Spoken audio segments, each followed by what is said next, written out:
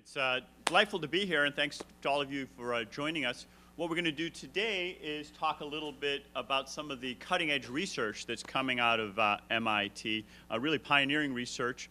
And the basic format is for each of our participants to present for about 15-20 minutes, and then we'll have some Q&A, so feel free to have some questions ready for them, and we'll discuss it at that point. Let me introduce our two panelists. The first speaker is going to be Martin Macher.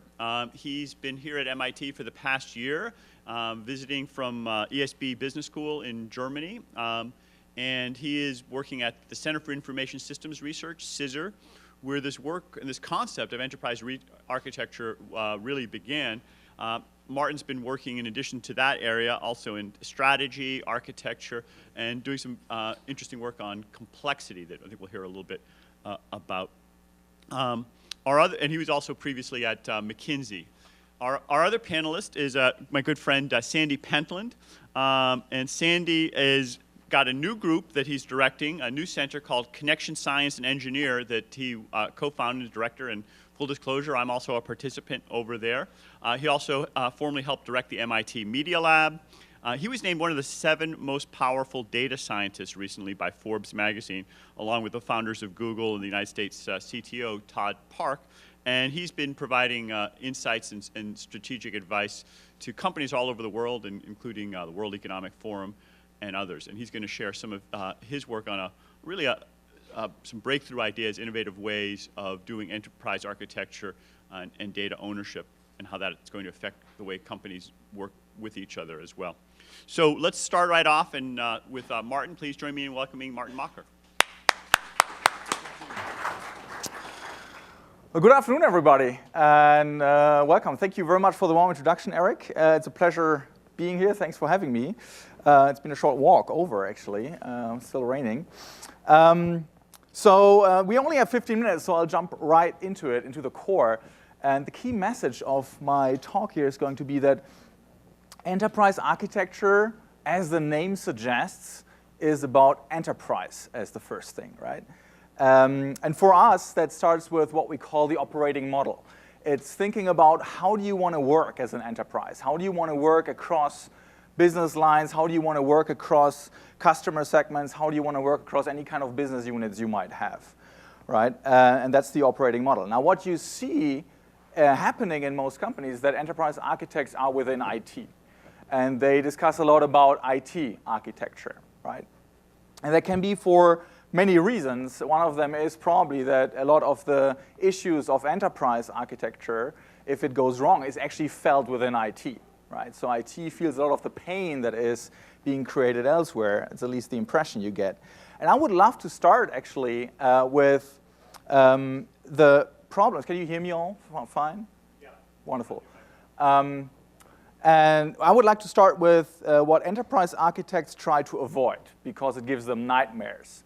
I would like to start with some art. Not art because we think enterprise architecture is more art than science, but much more with pictures, art in the sense of pictures. So I brought some of my favorite pictures. This is one of them. I really like this one. No worries, this is not an alternative design for the MBTA Boston subway network. It is not. This is actually a picture, an application architecture actually from a real company, a bank. And there's another one. These are 2 of my favorites, and I'm just assuming you have similar ones in your company. And this is what enterprise architects try to avoid, right? A very complex, messy IT landscape, right? And for good reasons they try to avoid that. We'll talk about that. And the issue is that while you see many of the problems accumulating themselves here, the solution is not necessarily within IT, actually. It's more on the business side. I would love to talk a little bit about how you get there. Now, there are hundreds of ways how you can mess things up, right? But there's one very mean way, because it is leading towards this, and it's being promoted under a name that suggests that it's actually desirable. And the name you all know, it's called Strategic Business IT Alignment. Okay, so that sounds weird, right? So let me explain this. IT business alignment basically is about, as you probably all know, is about, well, IT has to help to support the business strategy, and on the other hand, it also has to help enable new strategic ideas.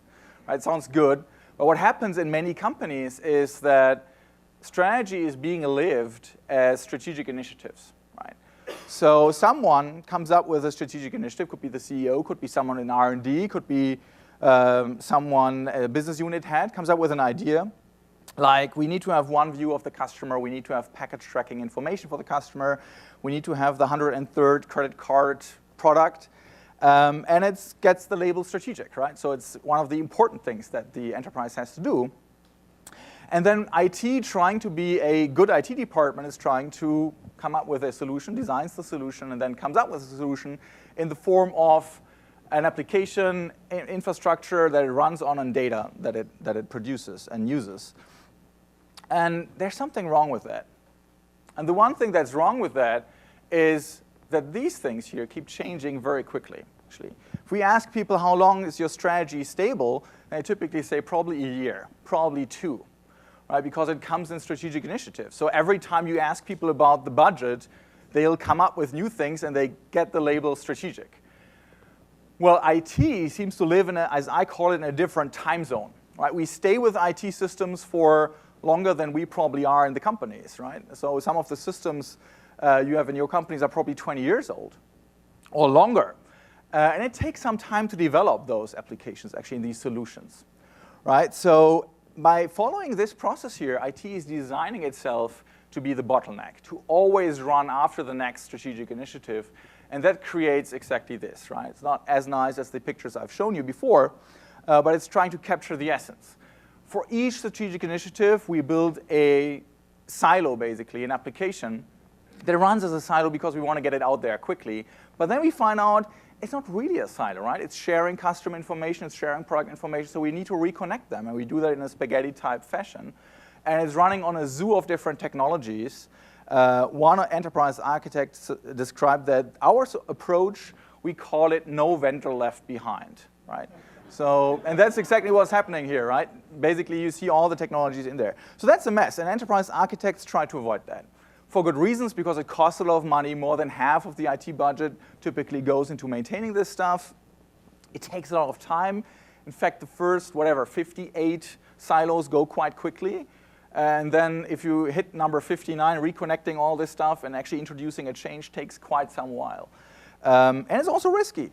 Right? I mean, who knows what happens if you change one of those things there, right? So you don't want to have that. You don't want to be in that situation. And again, the solution to that is not within IT, it is on the business side. So if this is not what we want, what does it look like where we want to be? And we call that a digitized platform. You want to have a digitized platform or a foundation for business execution. It's not, a platform is not just the collection of all of your solutions. It is the capability to build solutions, right? The thing that you reuse to build your solutions on, right? And in order to get there, the funny thing is that you need to focus on what is not changing, right? Whereas strategic alignment, as it is being practiced in most companies, is focusing on what's changing, right? The strategic initiative. Whereas this one here is emphasizing what's stable, what's not changing, what's the essence of the company, right? So these are fundamentally different approaches, and that sounds super abstract, so I'm going to tell you a story to make that more concrete. And it's a story that starts in 1907 with UPS. It's an old story. UPS didn't really think about technology. I mean, not in 1907, but that's not what I mean. It was actually FedEx that came up with a feature, a business service called package tracking. Right? And the CEO of UPS at that time thought, well, that's the dumbest thing I've ever heard. Right? Who would ever waste their time in front of the PC or on the phone calling a call center agent and asking, where's my package? Right? Who'd ever waste their time? And that's what he thought. And we all know where this led. Right? 2 years later, we've made quite some jumps from 1907, as you can see. Right? 2 years later, after FedEx had introduced package tracking, they had eaten into the market share of UPS quite a bit, quite substantially, right? And at that time, the CEO thought, I need a new strategic initiative, right? I need to have a package tracking application. And he did what many CEOs do. he made someone responsible for it. The first time they got a CIO, and they made Frank Erik the CIO. May he rest in peace. I met him first at McKinsey and had the coolest business card. It said consultant to the firm, which is what you want to be at a consultant company, right? Consulting to the firm. Frank basically did what many good CIOs do in the beginning. He listened and he observed. And he came back to Mike Askew, then the CEO. He said, Mike, I learned something. We need to talk. And Mike would say, great, let's have lunch, let's talk. And Frank said, well, I learned that you don't want to have a package tracking application. And Mike said, well, wait a second. I don't know whether you fully understand, but that's the only reason why I got you into this job. I want to have that package tracking application, right? It's a strategic initiative. And Frank said, no, you don't want to have a package tracking application. What you want is a package tracking capability. So what's the difference, right? And Frank would say the difference is a package tracking capability is forever. It will be about delivering packages from A to B for quite some time. That's the essence that I was just talking about, the essence of our company, right? And that means that we need much more than just an application that delivers some information to customers. In fact, everybody within our company will need to have access to the same information, right? Every truck driver will need to have a mobile device, the diet, right, to tell us whether it's been delivered or not. Every delivery center will have to have scanners so we know where the packages actually are. And everybody will have to have access to that information that we are gathering through that. And by the way, simply because the quality of our information is only as good as the quality of our processes, we should standardize our processes as well. And they did that around the company, basically. And they created a capability to have information and use that information in various processes around where is our package, much more than just another strategic initiative that creates one solution. They kept reusing this capability that they had. In fact, they got so good at this that Mike Askew insisted on having IT in each and every strategy meeting from then on, because he said they keep coming up with great ideas on how to use that capability that we created compared to just other ideas that are off the platform, right? Just creating new ideas, he said, is easy, but thinking about how we reuse the existing capability, that's great. So he used that expression, IT keeps giving me happy surprises. Think about that, right? When was the last time that your CEO used IT and happy surprises in one sentence, right? For me, that is the ultimate performance measure, right? Forget about all the other metrics. So that's one approach. You can go basically make a business decision. That's what UPS did, right? It's a business decision to standardize processes and integrate your processes. And that is one what we call operating model. It's called the unification model. And there are actually 4 approaches how you can arrive at a platform. And again, this is for us where enterprise architecture starts with this decision here. And it's a decision about the level of integration of your business processes and the level of standardization of your business processes. Standardization just means everybody does the same thing no matter where it's done and no matter by whom it's done, right, for a certain process. And integration means sharing, right, because there is an interdependency between 2 parts of the organization, and it's more than consolidation. Just want to make that clear. Consolidation, every company does, every enterprise does that up, right? But integration means that there is sharing across the enterprise, from one geography to the next, right? We'll talk about that. And with that decision, you are actually deciding how your company wants to profit and grow, okay? And that's a very stable decision, and this is why it's much better to use this one here as to align to rather than a strategic initiative, which is changing very frequently. So this is not supposed to change very quickly. Let me just briefly go through the 4 parts here, 4 different operating models. If you don't care about integration and standardization, you're down here with diversification, which, by the way, being down here doesn't mean that it's bad. It's a valid choice, right? And you're not getting a lot of economies of scale here. For example, Carlson chose to not standardize their processes across Redison on the one hand and TGI Fridays, right? And they chose not to integrate and not to share information on Martin Mocker bought a burger before checking into the Redison, right? Because they made a choice that this is not valuable for us and we don't want to have the added cost that some of this actually brings with it. And you're not getting a lot of economies of scale. You do it because you want to profit and grow from the autonomy of your business units, right? Your assumption is your business units are the best to judge which differences make a difference and how to appropriately respond to those differences in the different markets. Could be, by the way, geographies, business lines, product lines, could be customer segments. It depends on what your level of organization is that you're actually looking at, right? Unification we discussed with UPS. Companies that are there aim for high integration and high standardization, and they do that to get economies of scale from the standardization, but also to have a consistent face to the customer globally, right?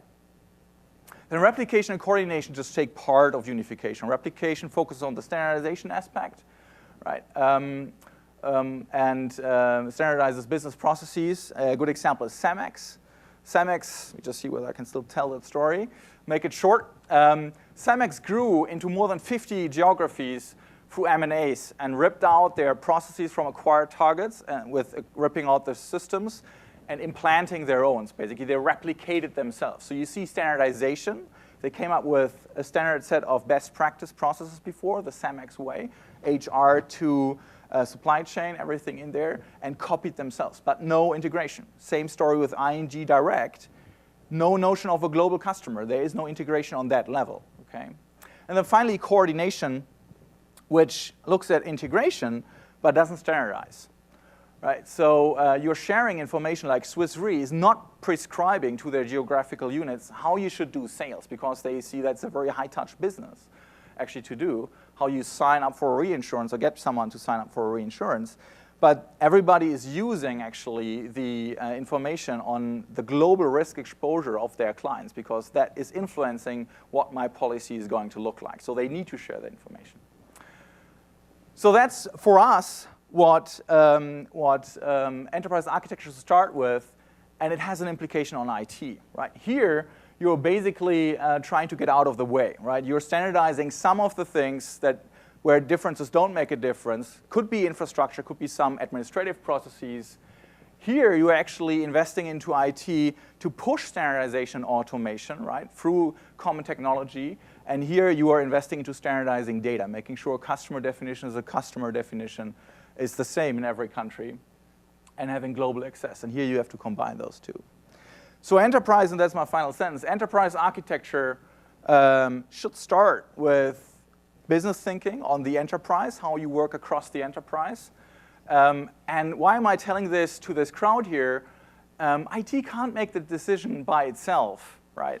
But it's in a great position to moderate that discussion. Why? There are just two things. One thing is you have a great operational understanding of the processes. You feel a lot of the pain, but you understand the processes.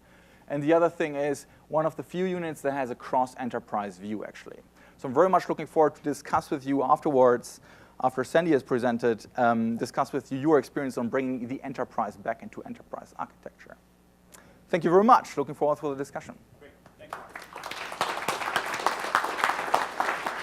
So we're going to hold your questions just a little bit, and we'll, as they said, we'll have a discussion in about 15, 20 minutes after we hear from Sandy. Sure, let's see. See if we can get myself set up here.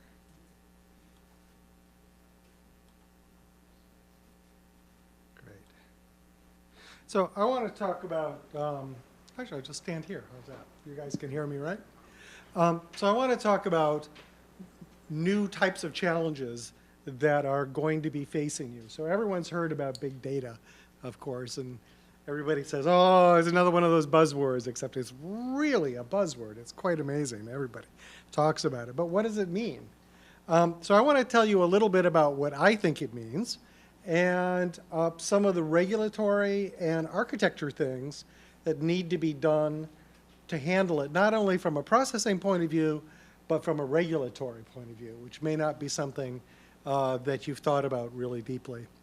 So the first thing about big data is that big data is about delivering value to your corporation. It's about connecting with your customers better. It's about making your operations more efficient. It's about better sales or better logistics. If it's not doing one of those things, why would you care?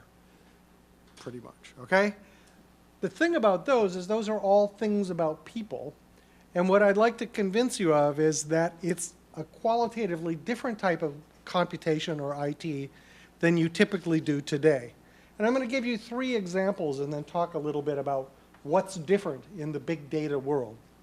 So this is an example, something that we did some years ago, spin-out company, supports Verizon and people like that now.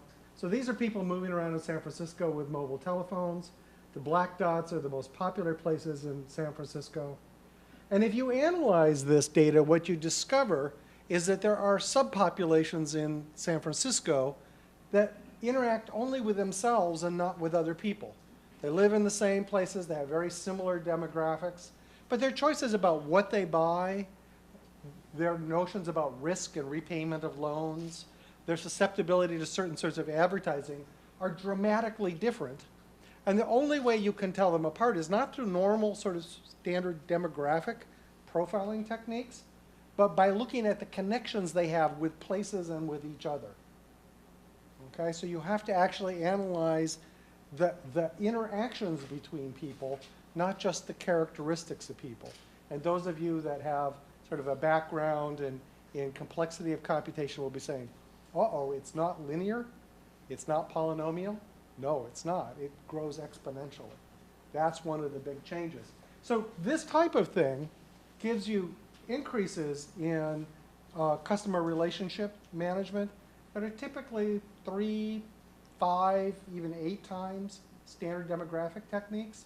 So that's real value. The data is big. I mean, it's hundreds of gigabytes a day. But that's not the part that's interesting. The part that's interesting is it scales in this near exponential way. This is another spin-off company that we did. It was recently in Harvard Business Review. It's looking at all the channels of communication within your company. So the bottom is all the email, the front top is all the face-to-face and voice communication. So how many of you track all the communication channels within your organization? Nobody does, okay? But it turns out that if you analyze the connections, the pattern of connections, not the content, the pattern of connections, you can tell the difference between high performance groups and low performance groups, high creative output groups and low creative output groups. And it typically accounts for about 40% of the variation between total low performance groups and high performance groups. That's a huge delivery to the bottom line. For instance, we analyzed call centers for Bank of America, and we're able to find very simple changes in the pattern of communication that saved them $15 million a year at essentially 1 line of code that changed the patterns of communication. So that's, again, pretty big data, but it's the patterns of communication which don't scale linearly that you analyze. This is the most recent thing I'm going to show you. Looking at call data, call phones give you who do you spend time with, because they know their location. Who do you call, of course. You can also look at things like Facebook and soon payments and things like that. And it turns out that if I am like the telephone company and I know, or Apple or Google, and I know what things your friends have downloaded, I can predict with very high accuracy what things you'll download next. That's a pretty amazing thing if you think about that in terms of not only customer relationship management, but also management of what your workforce or your sales force is going to do, because the same principles apply broadly. So those are the examples, and the point I want to make is that big data is not about the number of bytes. It's not about Hadoop and MapReduce. It's about finding connections between things that give you greater insight into customers of your company so you can deliver greater value. It's a fundamentally different type of analysis than almost all the stuff you do, and it unfortunately scales very poorly unless you're smart about how to do it. But there's a more important problem with it, which is all of that data is data about people. And guess what? Your organization does not have the legal right to use that data most of the time. You may get away with it, but regulations are changing. So you've got this problem that the personal data about people's behavior, about who they call, about where they go, is the new oil of the internet, to quote the consumer commissioner for the EU. But yet you don't have clear title to it. So what are you going to do? Well, about 4 years ago, I started a conversation World Economic Forum, between the CEOs of most of the major telcos, media companies, IT companies, also people like the chairman of the Federal Trade Commission, the Justice Commissioner for the EU, similar sort of people from several other countries. And we debated the fact that the way these big companies see their future is in using this personal data for connection analysis. But they don't have clear legal right to it, either because of the regulatory environment or because just of their brand and brand danger. So over 4 years, we had a whole series of conversations, and the result of those were the EU's new declaration about data human rights, which basically say that the people that the data is about, your consumers, have control over the data, not you, unless you need it for core processes. Okay? So like with the phone company, they don't need to remember where all the places you went are, but yet that's how they're going to derive a huge amount of money. So what do you do? And these new regulations have enormous bite. For instance, in the EU bills, penalties for this are 2% of gross turnover per year. Think about that. In the US, the head of the Federal Trade Commission, both of these people were members of this conversation, has the US Consumer Bill of Rights or Data Bill of Rights to be enforced by the Federal Trade Commission. They've gone after it pretty aggressively. And those two are harmonized with each other. So if you operate in the EU or the US, you're going to have to deal with this. Basically the same thing. What I wanted to do is give you a sense of what the logic is, and then a sense of what the architectural ramification is. So the logic is that because the data, ownership and control of the data is not clear from a legal or political point of view, the first step to creating it as an asset class that can be securitized and monetized is to give it some sort of ownership. It doesn't have to be literal ownership, it has to be control. And that's the title of this report that we put out, Personal Data, Emergence of a New Asset Class. So by assigning control of data to individuals, you then make it something that they can opt into and you can monetize with impunity. If your customers agree that for service, you're all happy. Okay? And let me just show you the logic for that. And one of the ramifications of it is the way you transfer data around needs to change. Okay? So the logic is this, is that in the old days, you had financial systems, roads, whatever. People would come to them physically. We developed a whole body of law about rights and obligations, about how to use them. And data was very localized because it was just you physically there requesting services. And then in the 70s, late 60s, 70s, we got computers and IT systems. And suddenly you could short circuit this old legal system because you could collect data about things. And as a consequence, the current privacy regulation was enacted. So privacy as we know it today is not that old. It only dates back to sort of the early 70s in its current form. And it was an attempt to lock down this back loop. And what happened over the years is, well, the data is sort of locked down, but actually there's a lot of gray markets and people are very upset about it. And the people who really need to make money, because that's their future, telcos, media, etc., can't do it without having very significant brand risk.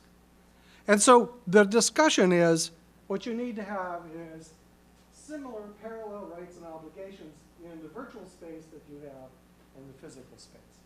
In other words, the way you deal with data about people should mirror the way you deal with data in the physical space. And the core to that is that just as you own your body and when you present, you have certain rights for physically being there, you should have also certain rights over data about you in this situation. And these are the rights. Okay, so that's the idea. It gives some people headaches, but there were a lot of CEOs in the room too, and they thought that they could live with it because there is a way to deal with this, and this is the architecture bit, is that there is a type of technology called trust networks, which have an interesting characteristic. So you imagine that there's data about you, and you want to make an offer to somebody, And you want to have this be very carefully permissioned so that the rights and obligations go along with it. Well, how do you do it? The way you do it is you have the computer code have a shadow in contract law. So there's a document that's a legal document, and you can go from this line in that document to this line of code, and from this line of code to that line in the document. So when I send you a note, like some little code that's an offer, and you acknowledge it, that creates a legal contract that can operate across countries, across jurisdictions, that has in it harms, what happens if you screw up, what happens if I screw up, and it contains auditing conditions, and it contains mediation, so you don't have to go to the courts. Okay? Now, that sounds sort of crazy maybe, but there's common use already. So when banks transfer money between each other, they use trust networks. It's a peer-to-peer network, no centralization. The law and the code work together, and it's amazingly immune to attack. That's why offshore banking is so hard to regulate as a consequence. There's no place to go serve a subpoena. Okay? And you don't have to have big centralized agreements because it's this peer-to-peer thing. And so what we're doing is we're building the consumer version of this so that all of your systems can be integrated at that level. Let me just see, I'm forgetting, oops here. So one of the things this lets you do is really interesting. Two things, and then I'll be quiet.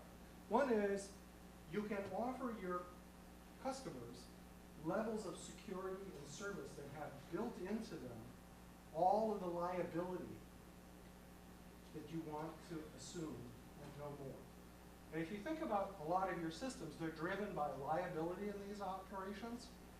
So if you can actually marry the contract and the code together in this way, you can actually typically what you do is move the liability to the consumer, not to you, right? Good thing. The other place is an enterprise. So when you want to buy something, what do?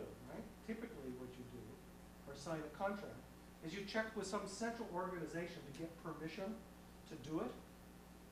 But this gives you a way to distribute permissions in an enforceable,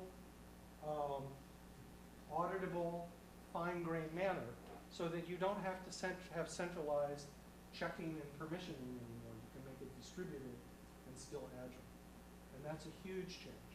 Because what it means is now you can have far more distributed, agile, asynchronous systems rather than centralized, synchronous clearing systems. It's a fundamental change in the thing. Okay? It's not technically all that difficult, but it's a really different way to think about things. And little pitch at the end here. So we're starting a new group across all of MIT. One of the first things across all of MIT to be able to think about these things. What are the economic ramifications? What are the architectural ramifications? And so on and so forth. Okay? Great, thank you. Thanks. If you could stay up here, and Martin, come on up as well. Why don't we have a little discussion? I'm sure all of you have some questions, but I'm going to use my chairman's prerogative and get the ball rolling a little bit. Actually, let me just follow up right on what you've just been talking about, Cindy. I can sort of see dimly how this is going to work with B2C companies, and it seems like this is, really the epicenter of where the concerns are. But what about B2B companies or companies that are sort of more peers? Who's the owner in that case if they're more similar? So I think that, first of all, Do you have a mic or? no, I don't. But Okay. here, I'll use Okay, this. okay. That's good. So the first thing is that yes, the concern is B2C. Yeah. Also C2C. Yeah, C2C. I mean, That's a new character. eBays or whatever. Yeah. Yeah, I mean that actually is really interesting. A lot of these processes can be turned into C2C things that are very lightweight, and Right. that's interesting from a business point of view. The existence proof I would give for the B2B or best practice is the banks. So banks and large hospitals use these techniques already. So They're I custom. definitely see that the code is law automation part. What about the ownership? I mean, so if they do a transaction, do they both own and can use that data, or is that? How does So typically banks and hospitals believe they own all the data, and then they have sharing, and this is where the contracts come in, is that the act of saying, would you like to have this data, and you say yes, means that you've signed a contract to do only certain things with that data. Gotcha. And you can specify whatever the sharing that all of you want is. Like, you know, if you ever give it to anybody else, you'll go bankrupt and give us all your money, or who Gotcha. cares, or anything in between. Gotcha. So Martin, I mean, let's take some integration here. You've described this enterprise architecture vision and these four operating models makes a lot of sense. And Sandy is describing a way that we can kind of have a bill of rights and integrate. So can you map that? Can you map that onto your operating models? Here's a real-time test of applying your framework. Hey, I thought that was the job of the moderator to bring these things together. No, I think we discussed about it before, actually. I learned from my MBA classes. I throw it back in here. I mean, Sandy's part is about data, right? And data integration really is, it says integration of processes, which it is, but the core thing there is really data, right? If you talk about integration of your processes, it's about sharing information, sharing data. And is this axis where Sandy's part comes in with full thrust, basically, right? The more you integrate, the more you're talking about things that Sandy is talking about. I mean, would you say that it's high integration, low standardization? No, maybe it's high standardization too. I don't know. Well, depends on how you use the word the trust standardization. networks need at least some level of standardization, right? But part of what's nice about them is that they can be flexible. It's a platform, right, in that sense. So a trust network is one of these platforms, and it's supposed to become a more or less public platform, if I understand you correctly, right? That companies can build on to actually do business in a certain way. So it is a platform, and these guys must have thought about an operating model, and for them it's probably unification in the sense of high level of standardization of our processes, transactions that are being done throughout this, and certainly a high level of integration, right, sharing. Yeah, so I mean, this sort of thing, I had a long conversation with the chairman of Vodafone about this, and what he would like to see is he would like to see a selection of these trust networks with different levels of security and different properties, and a very careful sort of badging or branding so that customers or businesses know what level of security they have, and also know the obligations and redress that they can get for violations. In principle, I mean, you could map it into possibly any one of those four quadrants if you wanted to have relatively low integration. You could do that within the trust network. Yeah. I mean, the part that's really interesting is to realize that the way law reads is a lot like programs.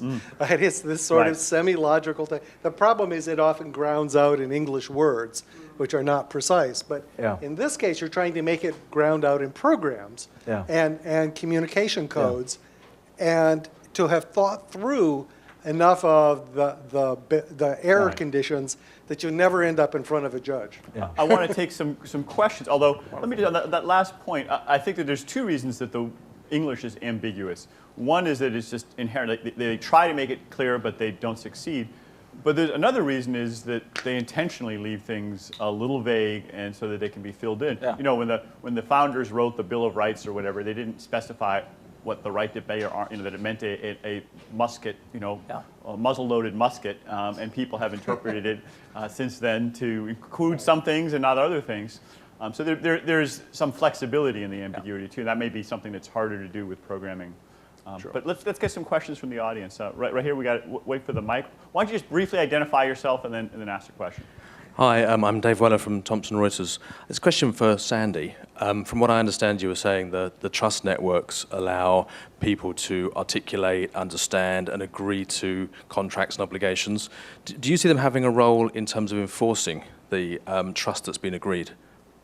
Yeah, that's the typical thing, actually, is that they include language about what are all the bad things that can happen, who pays how much, and who the mediator is if there's a disagreement about it, which is rare because it's all been specified so precisely. So you can certainly understand that in terms of banks and money transfers, right? It's very concrete, hard. It can get a little softer if you're talking about, was this news interesting enough or whatever, right? But no, that's the idea, is to be able to resolve disagreements beforehand, and also to avoid the variations between jurisdictions. So like the chairman of Vodafone was talking about, the rules in Vanuatu, where he operates, are very different than the rules in France. But he has to support both. However, if you build things on contract law, where you've sort of all agreed to the contract beforehand, it doesn't really matter that Vanuatu has these weird things, as long as they agree that contracts should be enforced. As long as they, agree. I mean, some contracts are illegal in one country and not in others. Right. So there's some little things like that, but it's really different than, say, regulation around a common carrier, which varies widely around the world, right? Great. Okay, another question over in the back over there.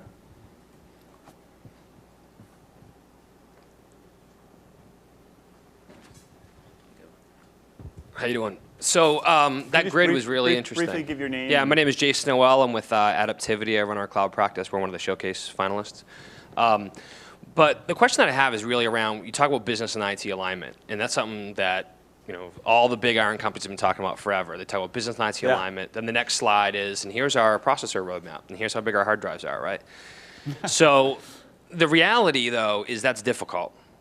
And I'm kind of curious from your kind of research perspective, are you seeing any trends around programmatic ways to link business initiatives, business demand, to specific IT execution?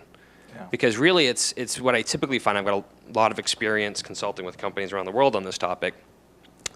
And it's always the business guys are speaking German, and the IT guys are speaking but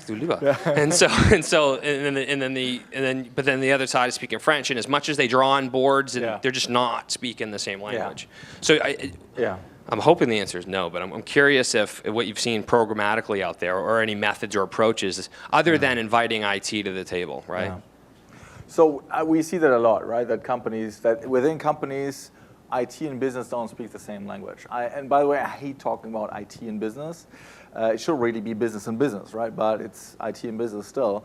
So what we see is that focusing on one thing that everybody cares about, and one of the things that we found really helps is to have a discussion about a common topic and have these guys actually talk about the same thing. And that is a business decision, right? There is no way that the business is going to talk IT. It's just not, right? There's nothing technical about this. And this, what I'm going to say is, or what I said is, that enterprise architecture is something about business. I mean, it's enterprise architecture, right? So it's the architecture of the business. And that should really be the job of the board, right? It's enterprise architecture, architecting your business. And with this question here, what we've seen is what actually helps. I got a couple of pictures. What we see is that many people draw IT pictures, very technical things, and that's a different language. No one in business understands these pictures. I mean, many people in IT see, okay, it's complex, and that's it, right? And that's what it's supposed to depict.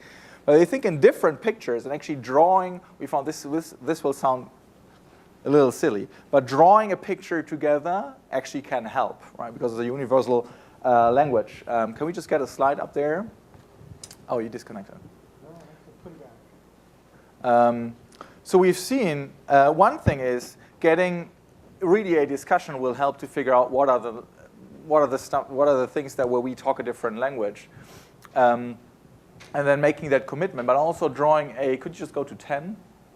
Yeah, lovely. This is one of the pictures that Cemex draw together, right? So there were the IT guys and the business people really drawing this picture and saying, like, this is how we operate. This is their picture of an operating model. It's the replication model. And it's very simple. It is very simple, right? But you have people running around, IT and business, saying, this is what we are, how we grow.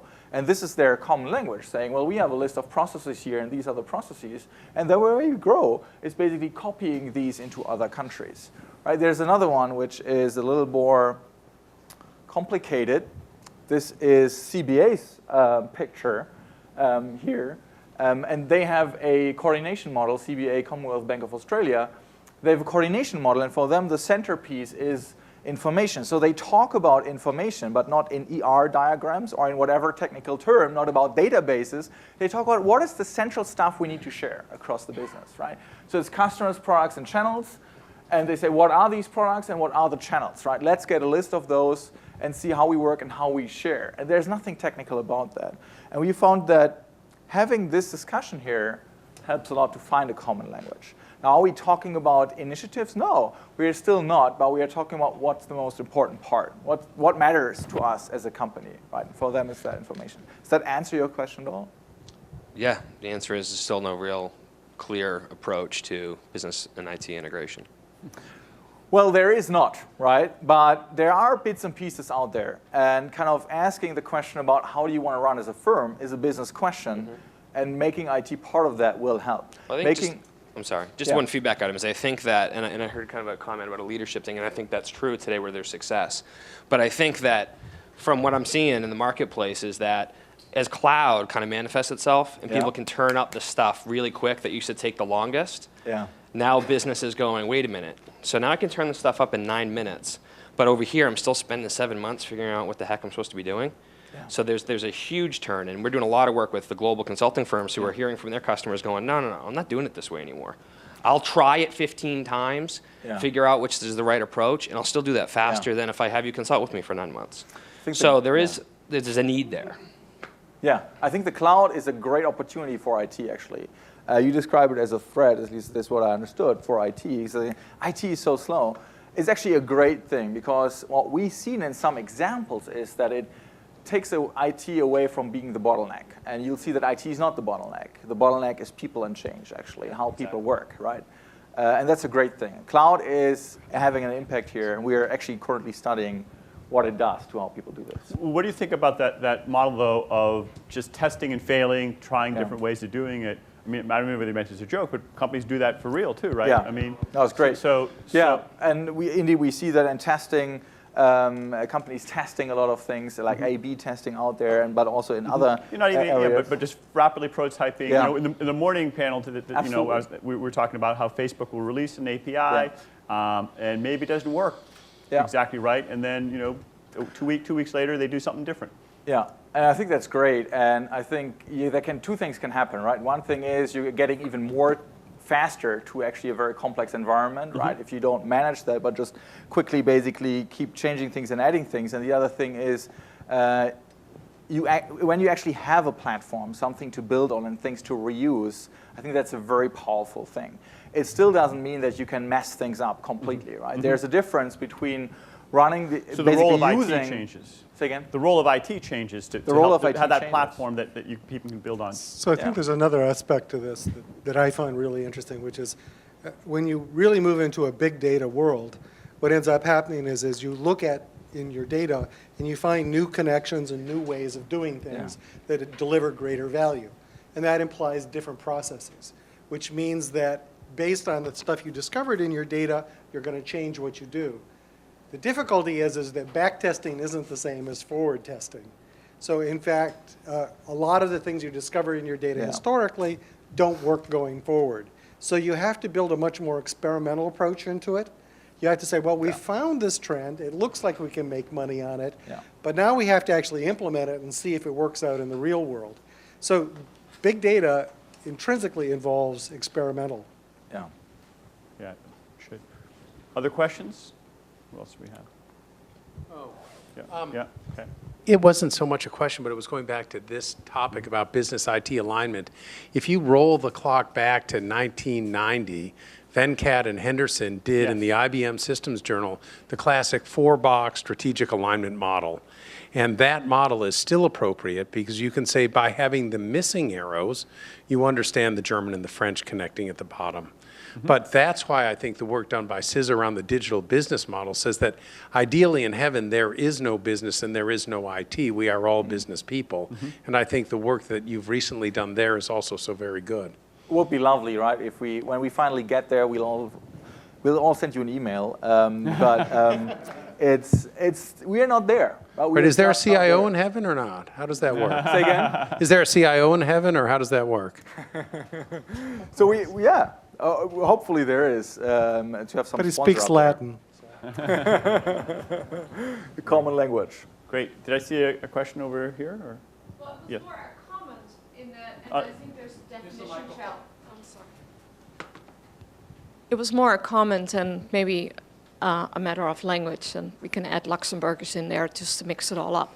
But I've seen the definition of enterprise architecture more as, okay, you have the enterprise architecture that is more the operating model and the business strategy. Then you have your process and operating model architecture, your system, and that includes hardware, software, and all that other fun stuff, and then your data architecture. And that's kind of the four-legged stool that all encompasses it, because they can't walk alone. I don't know if that's coming out of your research, but I've seen that in some companies. There are all these elements, right? And the trick is how to bring those all together, right? How to basically unite them so that you have one way that everybody is walking into the same direction, right? Because yes, they are separated, but they are connected at the end of the time. At the end of the day, they are only there to make something happen that you want to achieve on the business side, right? So, yeah, I agree, of course. Yeah, when you talk about that particular stool, I didn't actually hear how do you make profits. I mean, there's a business strategy part of it that's actually the core. Well, that's the first one. Business strategies, it's leading from the top. Where do you want to go? You need to set a direction to get people processed, to get the And what's profit. interesting, of course, is that that's turned into an IT thing Yeah. with the advent of big data. Because big data is how you make a data-driven enterprise where you can really optimize your profits. So it becomes more of a loop. Irving, you got a...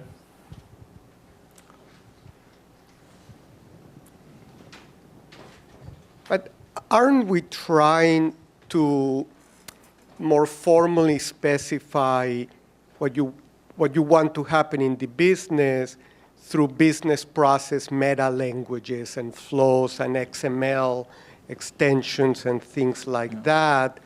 And at some level, that's got to become the link between the business and IT. And of course, it won't be perfect because maybe almost by definition, you can only specify things up to a point, and then when you implement it in IT, its behavior becomes what it does. And to the extent that the business process language is it's more formal, better specified, the two are closer. I mean, how close are, that's really a question. I said it as if I know what I'm talking about, but that's a question for you. How close are we in having good business process formal languages? The honest answer is I don't know, but I think XML and other languages will never become the unified language of the business, right? And that's the problem. It's basically talking about, in common words about the business and what we want to achieve is actually where you have to start. Because you'll find out that even the people, we always think IT business, but even on the business side, people are not clear on where the business should go and what it's about. We have these discussions about operating model with boards, then you'll find out that if you have them just map themselves somewhere here, you'll find out that there are multiple ideas on where they should actually be. For me, it's not about how can you specify the process in a formal way. And at some point, you need to do that, but that's not where we see the problem. For us, the problem is to start thinking on the business side. If you don't get that right, then everything at the end will not matter. Right? You will have a process specified in a certain way, using a certain language, but it's not the way you want to have it, right? And that's where I want to be. So I'm not answering your question because I think it's on a different level. Well, maybe part of the answer is that for a complex business, it's almost like we're in the world of physics, which is the business is the way it behaves. And that's why experimentation is so important, because you have to figure out, is it behaving the way you would like it to? Yeah. And then there is no way to have a formal language of specifying that because it's so goddamn complicated.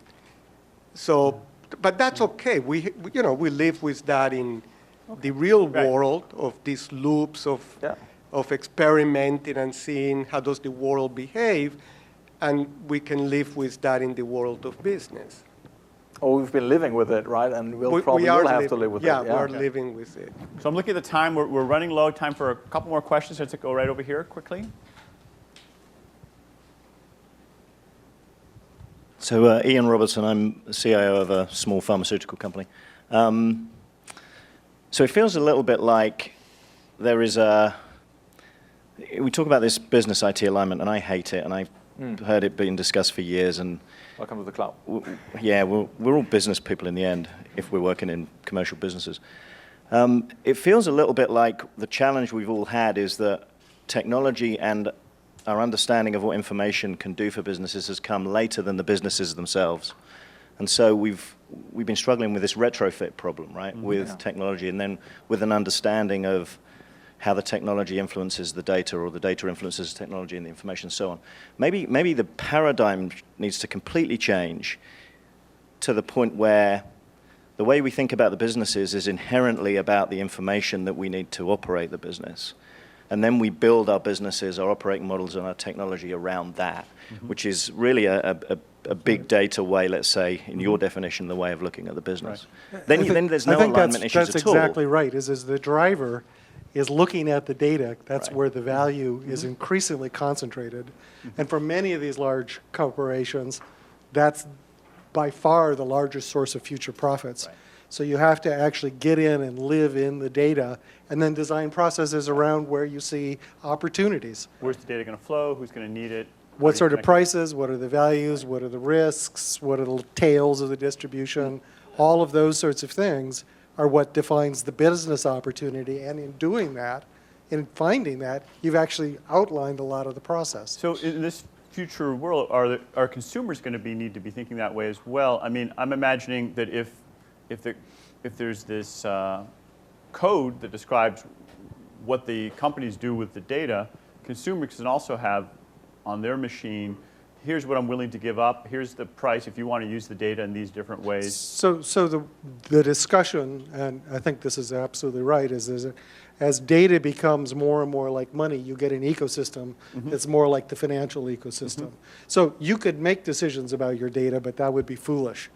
What you should do is you should get someone who's an advocate for you, who can get the best Your value in agent. terms of services and payments possible. There'll be storage, there'll be representatives. I'll do this transaction anonymously, but tell you what, if you give me an extra 10 cents, you can have my zip But code. they should do that for you, right? Right, yeah. Assessing the risk in the Automatically. long term and so forth. Depending on what and the you already rating is of the see a company. rise of businesses like that, that are handling your information about you to your benefit. So they're acting as your agent, and you're happy to let them skim a little off because you get a better return. So it's like a mutual fund or something, but it's data, not money. Right, it's, yeah, a new asset, as you're saying. So we have time for one last question, if somebody wants to ask a question to wrap things up. Yes, okay.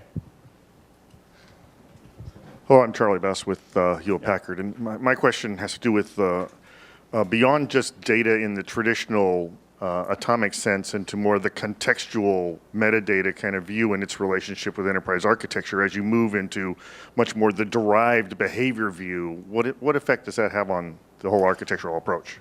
Can you explain on what you mean with the derived behavioral view? In other words, like before you were talking about data about individuals versus data about categories and roles and the kind of things that people in certain roles need at certain points of the business process, and moving up that value stream, I would say. So responding to that and then integrating your question, hopefully, is, to me, it is about data, but it's also about how people work with data, right? And how we actually make sure that people do the things with data that they're supposed to do, or having the right people who actually know what to do with the data, but for the good of the company, right? So this is why I'd say it's about data, but it's also about process. For me, it's those two things, and the behavioral part comes through the process part. Does that make sense? Yeah. So that the right data is available at the right point of the process for the person to take latency out of their decision-making process. Yeah, absolutely. Do you want to say something? Okay. All right, well, thanks very much. Appreciate that. Thanks both of our speakers. Thanks a lot.